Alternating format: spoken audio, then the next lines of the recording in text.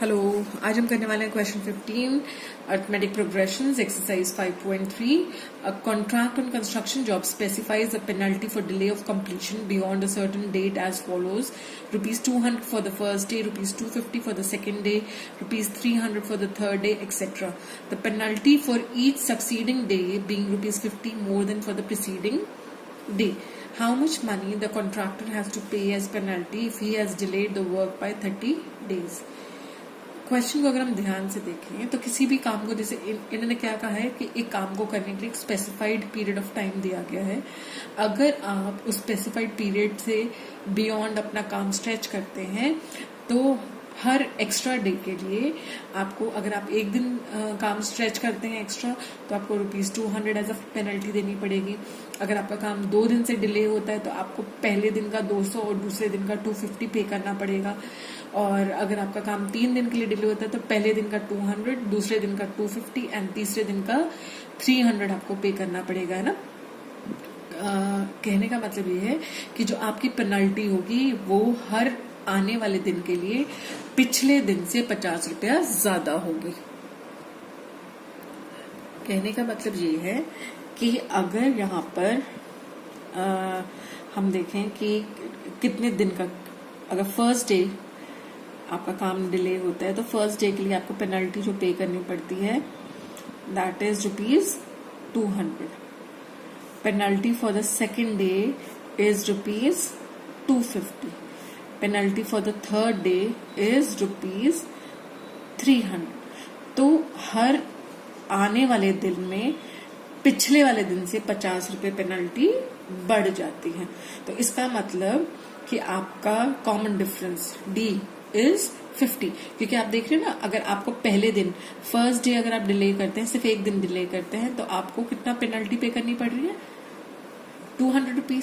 Second day जो आपका अगर डिले होता है तो आपको इससे पिछले दिन से ₹50 ज्यादा, मतलब पहले आप 200 पे कर रहे थे तो उससे अब आप कितना पे करेंगे? 250 पे करेंगे. इसी तरह से थर्ड डे आप 250 से पिछले वाले से 50 ज्यादा, मतलब 250 + 50 मतलब 300 पे करेंगे. तो आपका, आप देख रहे हैं कि आपका एपी कैसे जनरेट हो रहा है कि जितने दिन आप डिले करते जा रहे हैं, सपोज आपने 4 दिन डिले किया तो आपको पे करना पड़ेगा ₹350. तो एवरी सक्सीडिंग डे जो आपकी पेनल्टी है दैट इज इंक्रीजिंग बाय ₹50. ठीक है, I hope this is clear. तो आपको पता चल गया कि कॉमन डिफरेंस डी इज ₹50. वो आप कैसे पता लगा रहे हैं? By subtracting any 2 consecutive terms. किन्हीं 2 कॉन्जिक्यूटिव टर्म्स को अगर हम सब्ट्रैक्ट कर देते हैं तो उनके बीच का जो डिफरेंस है that is your common difference. और वैसे भी हमें दिया हुआ है कि penalty is increasing with margin of ₹50, है ना.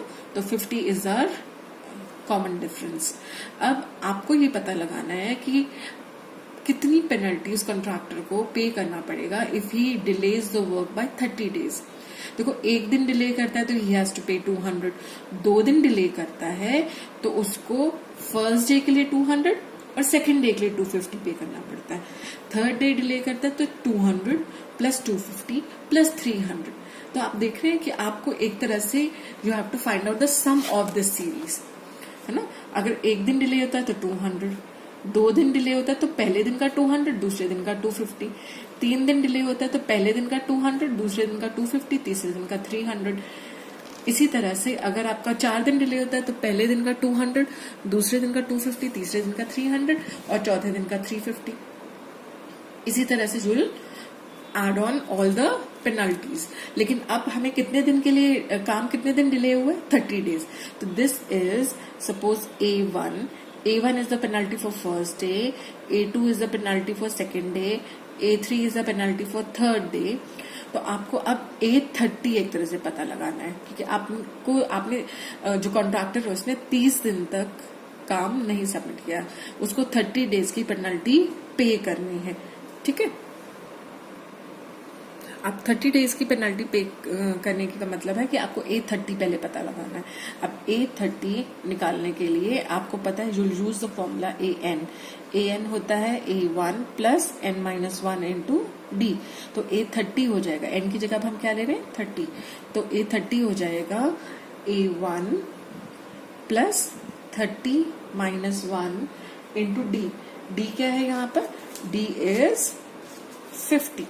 तो आपके पास A1 the first term was 200, आपके पास 30 minus 1 is 29 and this is 50। So your answer is so this is AN, ये आपका A30 आ रहा है, ठीक है। This is 200 plus 1450 which is 1650। अब लेकिन आपको 30 डेज के लिए पेनल्टी निकालनी है, तो that means you have to find out S30, क्योंकि आपकी जो भी टोटल पेनल्टी होगी वो पहले दिन की पेनल्टी प्लस दूसरे दिन की पेनल्टी प्लस तीसरे दिन की पेनल्टी, इन सबको ऐड करके पता चलेगा। अब S30 कैलकुलेट करने का फॉर्मूला है, you know, SN is equal to n/2 into 2A plus n-1 into D।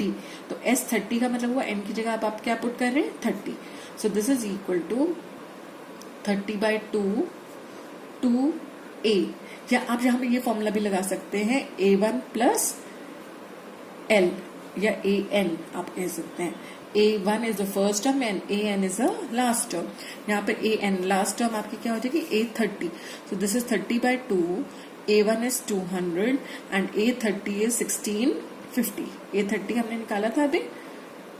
So this is equal to 15 into 1850 which is rupees 27,750। तो अगर कॉन्ट्रैक्टर 30 डेज तक काम नहीं सबमिट करता तो उसको 30 डेज डिले करने के लिए टोटल 27,750 रुपीज की पेनल्टी पे करनी पड़ेगी। I hope this is clear. Now the 16th question. 16th question is a sum of rupees 700 is to be used to give 7 cash prizes to students of a school for their overall academic performance. If each prize is rupees 20 less than its preceding prize, find the value of each of the prizes. तो एक school में 7 cash prices बच्चों को बांटने हैं उनकी overall academic performance को ध्यान में रखकर। ये जो 700 रुपीज हैं आपने इससे कितने प्राइजेस देने, 7 प्राइजेस देने। और आपको एक चीज का ये ख्याल रखना है कि हर प्राइज अपने प्रीसीडिंग प्राइज से 20 रुपीज कम हो। तो मतलब अगर आप suppose if you are taking the first prize as A1, तो आपका A2 क्या होगा, A2 होगा A1 में से 20 कम, है ना। A3 क्या होगा, A2 में से 20 कम, यही बोला है ना। If each prize is rupees 20 less than its preceding price, कि हर प्राइस अपने पिछले प्राइस से 20 रुपीज कम होगा, है ना। तो अगर फर्स्ट प्राइस A1 है तो A2 will be equal to A1 minus 20, A3 will be equal to A2 minus 20। अगर हम इसको A3 को A2 की वैल्यू इसमें पुट कर दें तो you have A1 minus 20 minus 20. So this is A1 minus 20 minus 20 which is A1 minus 2 times 20. आपने 20 कितनी बार माइनस किया, 2 टाइम्स, है ना। इसी तरह से A4 क्या होगा आपका, A3 minus 20। अब A3 आपने क्या निकाला है, A1 minus 2 times 20। तो आपका A3 की जगह हमने A1 minus 2 times 20 पुट किया, minus 20 ये वाला, है ना। तो this is A1 minus 3 times 20, 2 बार ये और 1 बार ये, तो A1 माइनस 3 times 20। तो इस तरह से आप क्या ऑब्जर्व कर रहे हैं कि जो 7th प्राइज होगा A7 वो क्या होगा, देखो यहाँ पे 2 था तो यहाँ 1 into 20 था, यहाँ 3 था तो यहाँ 2 into 20 था, यहाँ 4 था तो यहाँ 3 into 20 था। तो A7 होगा तो ये क्या होगा, A1 minus 6 into 20। I hope this is clear कि हम ये क्या कर रहे हैं, यहाँ आप 20 2 बार सब्ट्रैक्ट कर रहे हैं, है ना, -20 इसलिए आपने 2 into 20 कर दिया। यहाँ एक तरह से 2 बार ये 20 और 1 बार ये 20, तो 3 बार 20 आप सब्ट्रैक्ट कर रहे हैं, इसलिए 3 into 20 किया।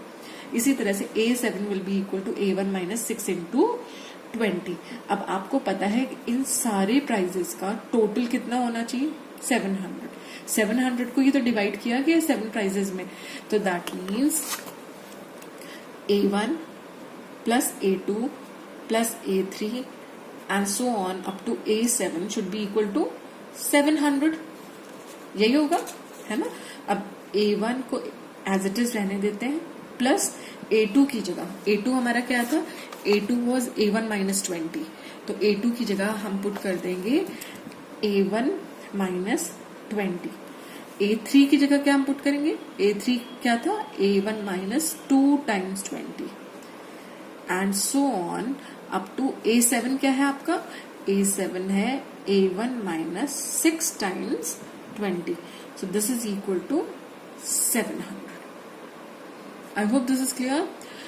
अब अगर हम ब्रैकेट खोलते हैं तो हमारे पास आ जाता है A1 plus A1 - 20 plus A1 - 2 into 20 plus so on up to A1 - 6 into 20, this is equal to 700। अब A1 कितनी बार आ रहा है, क्योंकि 7 प्राइजेस थे और हर एक में A1 आ रहा है, that means A1 is coming 7 times, तो 7A1 माइनस, अगर हम 20 कॉमन ले लें तो हमारे पास यहां बचेगा 1 plus 2 plus 3 and so on up to 6, यही बचेगा ना। आप देख रहे हैं यहाँ 20 एक बार है इसलिए 1, यहाँ 22 टाइम्स है इसलिए 2, फोर्थ टर्म में 23 टाइम्स आएगा इसलिए 3, फिफ्थ टर्म में 24 टाइम्स आएगा इसलिए 4, सिक्स टर्म में 25 टाइम्स आएगा इसलिए 5, सेवन टर्म में 26 टाइम्स आया इसलिए 6। सो दैट मीन्स 7A1 - 20, इन सबको अगर हम ऐड करेंगे तो आपके पास क्या आया, देखिए 4 + 6 is 10, है ना, और ये आपका टोटल आ गया, दिस इज 21, तो आपके पास आया 7A1 is equal to 700, ये माइनस इधर आकर क्या हो गया, plus 20 into 21, so this is equal to 700 plus 420,